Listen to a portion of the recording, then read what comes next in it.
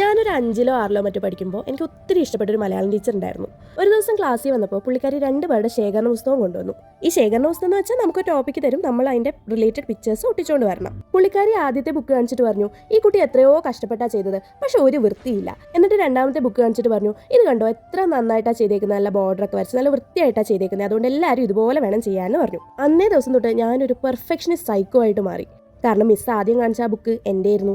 Psycho എന്നൊക്കെ പറഞ്ഞാൽ എന്ത് ചെയ്താലും എനിക്ക് പെർഫെക്ഷൻ വേണം. ഇപ്പോൾ ഒരു പേജ് എഴുതി അതിൻ്റെ ഏറ്റവും അവസാനത്തെ വരിയിൽ ഒരു വേർഡ് തെറ്റിയാൽ ഞാൻ ആ മൊത്തം പേജും കീറി പിന്നെ എഴുതും. എല്ലാ കാര്യങ്ങളും ഏറ്റവും ബെസ്റ്റായിട്ട് പെർഫെക്റ്റ് ആയിട്ട് ചെയ്യണം എന്നുള്ള വാശി കാരണം ഞാനൊന്നും അങ്ങോട്ട് തുടങ്ങാണ്ടായി അവസാനം. അതായത് തെറ്റുവോ തോക്കുവോ ഭംഗി ഉണ്ടാവില്ല എന്ന് വിചാരിച്ച് ഞാൻ ഒന്നും ചെയ്യാണ്ടായി. 10-15 വർഷങ്ങൾക്ക് ശേഷം എന്തൊക്കെയോ മാറ്റങ്ങൾ ഉണ്ടെങ്കിൽ പോലും ഇപ്പോഴും ആ ടീച്ചർ പറഞ്ഞത് എൻ്റെ കാതിൽ തന്നെ ഉണ്ട് എന്തെങ്കിലും ചെയ്യാൻ തുടങ്ങുമ്പോൾ.